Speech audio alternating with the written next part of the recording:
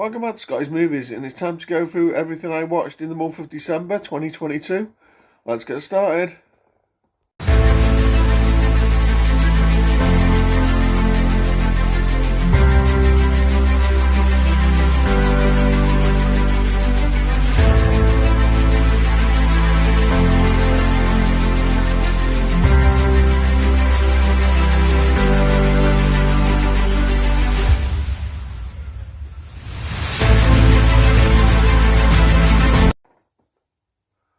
Okay, so month of December, what did I watch? Well, first up, I did do a Christmas watch list, and I did manage to watch all but two of those films. The only ones I didn't watch was It's a Wonderful Life, which I'm going to try next year again, and Christmas Story, which I'll be honest, I did actually start watching, and I don't know if I got interrupted, but I got about a half hour into that.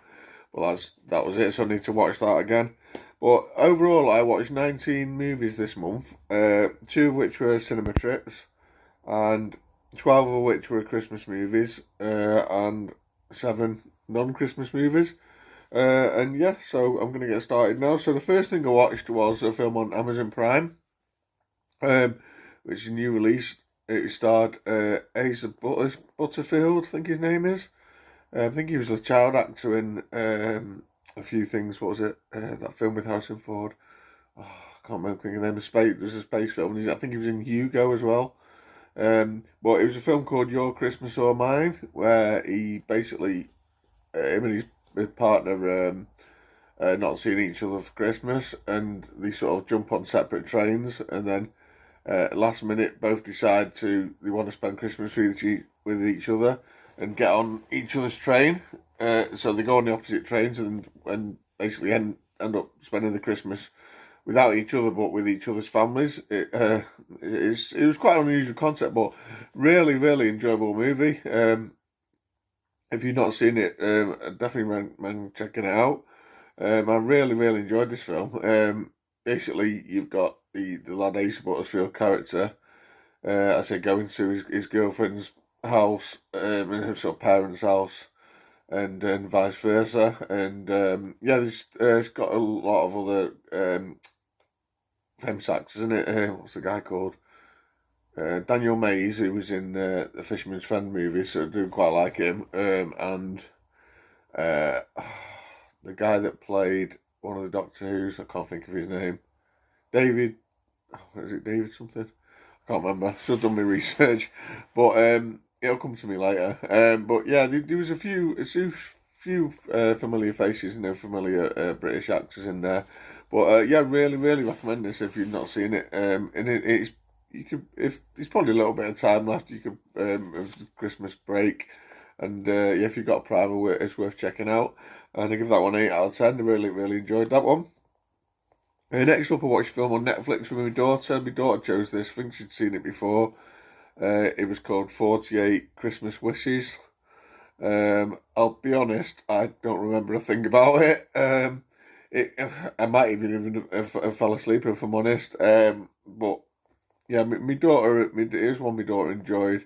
I genuinely cannot remember anything about it. It was kind of a bit of a Hallmark type film.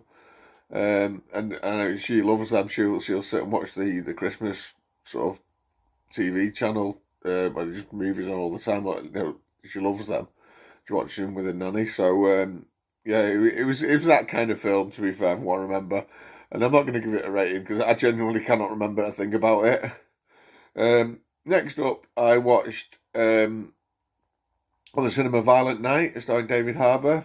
I might have spoke about this film before, but I really enjoyed this. This was a fantastic film, and it's going to be a staple for Christmas moving forward.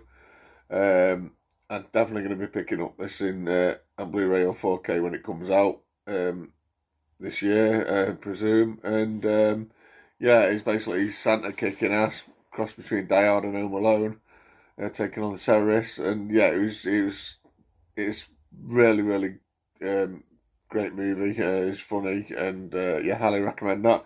I give that 8 out of 10. Next up, I watched the first of the Christmas movies I planned to watch, which was How the Grinch Stole Christmas, the original animated movie. which I'd only previously seen in a scene in, I think, in Home Alone 2, when he's watching it in the limo. And yeah, it's not very long. I think it's only about half an hour or so. I can't really remember, but it was. You can see why it's a classic, and it spawned obviously the Jim Carrey movie. I'll give that 8 out of 10 as well. It's just pretty much a Christmas classic, and the whole Grinch story. It's not Christmas without watching a bit of Grinch. Next up, I watched a film that I've seen lots of times. I watch this every year. It's only something that come out in the last sort of 10 years. I can't remember exactly when, but it's Office Christmas Party, starring Jason Bateman, and I think it's T.J. Miller, his name is, and also Jennifer Aniston. And it's basically about Jennifer Aniston and T.J. Miller's character. They own a company, and Jennifer Aniston's like a proper Scrooge, basically, and she wants to basically close the company down or make loads of people redundant. And on Christmas Eve, his brother is a bit of an idiot, T.J. Miller. He just wants to have a big Christmas party, and they use it to try and entice a new client to the business to basically keep everyone in the jobs.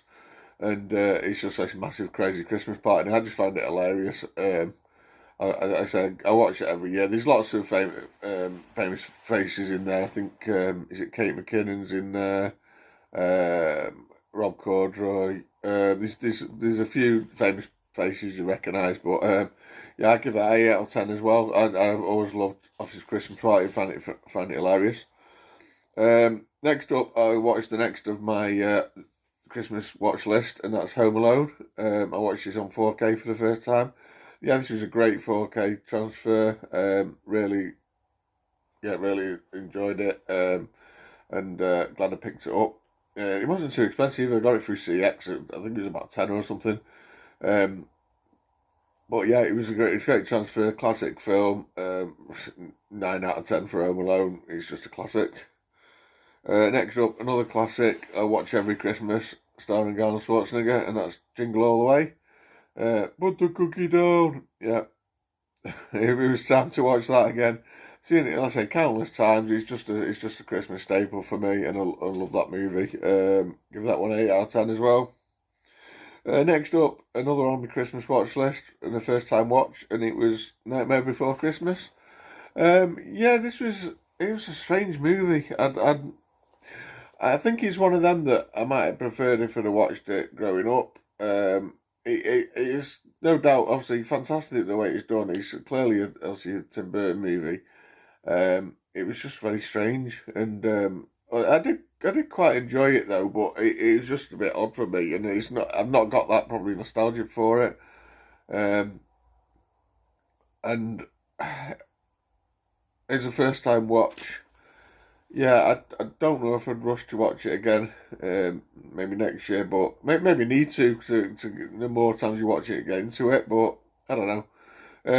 I give that one 6 out of 10. It was okay. It wasn't bad. Next up is a first movie I watched in December that wasn't a Christmas movie. And as I say, there was 7 of those this month. This is a DVD that I picked up in a charity shop not long ago, starring Jackie Chan, and it was Mr. Nice Guy. Yeah, I don't know why I fancied a bit of Jackie Chan, but I slung it on, and this was a cracking Jackie Chan movie. It's the first one he is filmed entirely in English, I believe, and yeah, he basically plays a chef, and he gets mixed up with these guys that are after a videotape, which sort of falls into his hands, and he's just kick ass. It's really good. It's got a Blu-ray release, I think, on the Premium Collection label, and I'm definitely going to be hunting that out maybe sometime this year if we can find it in CX with a slipcase. But I really enjoyed this film. I give that 7 out of 10. But yeah, I need to get on to some more Jackie Chan. And say he's been quite a while since I've watched any of him. Maybe that was why I enjoyed it so much. Next up, another Christmas wish list movie. And yes, after 30 years or whatever it is, I finally watched Santa Claus the movie. And yeah, this was a great movie. I didn't realise it was kind of a Santa origin story. I had no idea. Obviously got Dudley Moore in there as well. I can't remember the guy that plays Santa, but it's John Lithgow as a villain. But it's a great Christmas movie. It is one I need to watch again in the future. I can see why it's such a classic. I give that a 8 out of 10 as well. Next up is another Amazon movie, or it's actually on Freevee, or the free Amazon channel with adverts.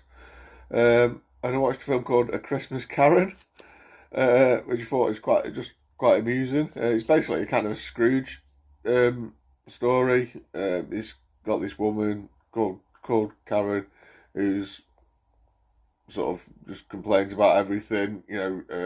Just gets on everyone's nerves, and she's like basically kind of the Scrooge type character, and she basically gets visited by sort of three ghosts, and the story, and then changes her ways. But it was quite amusing. It's obviously a low budget thing, but I did quite enjoy it. I give that a 6 out of 10 as well. Next up is a cinema trip, and I went to watch Avatar 2: The Way of Water. I did enjoy Avatar 2, but I don't know if I might have mentioned it before on the channel somewhere, but I should have watched the original again. And I recommend everyone that does go to see Avatar 2 watch the original again, for a catch up, because I just couldn't remember any of the story or anything when it comes to Avatar or any of the characters, and it just would have helped. I mean, the last hour and a half, it was too long, but the last hour and a half, it was just action packed. It was a lot of fun. But before that, I was just struggling with it. I think because I've not watched the original again, and when it does come out on physical, we'll be picking it up as a completist. I've got the original. I think I'd do like a double watch and watch the original again, and then watch this, and I'll probably enjoy it a lot more. What did I give Avatar? I think I give Avatar 8 out of 10 as well, to be fair. But it was a good movie, but it'd probably go up in rating on further viewings. Next up, I watched another staple for Christmas, and yes, it is a Christmas movie. I watched Die Hard. 9.5 out of 10 for Die Hard. I absolutely love it. One of the greatest action movies ever made, and it's also a Christmas movie. It's not Christmas until Hans Gruber pulls off a building. And yeah, I'm not going to say any more about Die Hard. Next up, I watched on Disney Plus the new Disney movie Strange World. I missed this at the cinema. And yeah, I thought I'd check it out on Disney Plus. And I've got to say, it wasn't really hyped or anything, and I couldn't understand why. Even at the cinema, he was, no one really seems to know anything about it. There was no sort of press for it or anything for like technically what is a Disney classic going forward. And yeah, it was a very average Disney movie. It's probably in that sense one of the worst. I hate to say it, but it was just very average. There's not a lot I can say about it really. It was just, I don't know. It didn't really feel like a Disney movie. Yeah, very average movie. I give it 5 out of 10 anyway. I will pick it up on physical because I'm a completist, but I'll be waiting till it goes dirt cheap once it's released. It's not one I'm going to rush to get. Next up, I watched another Christmas movie that over the last few years I've watched lots of times. Because I really enjoy it, and that's Last Christmas, starring Emilia Clarke. I saw this at the cinema. There is a twist in this film if you've not seen it, but I didn't see coming initially. But I just really enjoy this movie. Like Emilia Clarke's nice to look at as well, which doesn't help. Which helps, sorry. And it's basically full of George Michael and Wham music, which I don't mind. And it's a lot of fun. Last Christmas, 7.5 out of 10. Next up, I watched a horror film. So I'm mixing it up a bit in the Christmas holidays. I watched this. I think this was on the Freevee Amazon as well. And I watched for the first time Leprechaun, starring Jennifer Aniston again, a very young Jennifer Aniston who looked really good in it as well. I don't know any of the other cast in there, but well, apart from Warwick Davis, obviously playing the Leprechaun. Yes, it was a really funny film. I really enjoyed it. To be fair, I imagine it's sort of a bad it's so bad it's good movie, and I imagine the sequels are probably worse or just as bad or good. I don't know. I know there's one where he's in space. That just sounds bizarre. But yeah, it was a lot of fun. It was really hilarious, and he's this scene where he's on a little tricycle, like shooting along. It's just really funny, and it's yeah. I'll give that 6.5 out of 10. I did enjoy that one. Next up, I watched a quite recently released starring George Clooney and Julia Roberts, which was Ticket to Paradise. This is basically a standard sort of rom-com. Easy watch. There's a couple of laughs in there. You see a lot of it in the trailer, to be fair, and it's pretty average. It's worth a watch, but it's not one to rush back to. So yeah, give that one 6 out of 10 as well. Yeah, that was Ticket to Paradise. And then next up, back to Netflix again, and I watched the new Knives Out movie, Glass Onion, which starring Daniel Craig and a host of other famous actors. I think Dave Bautista's in there, Edward Norton. It's got a great cast. Yeah, this was really good as well. Really enjoyed it. It took a bit to get going at the beginning, obviously setting the scenes a bit and letting you introducing you to the characters. But once it sort of kicks in and gets going, it's just good. It's like Knives Out. I enjoyed it probably not quite as much as Knives Out, but it was a very good sequel.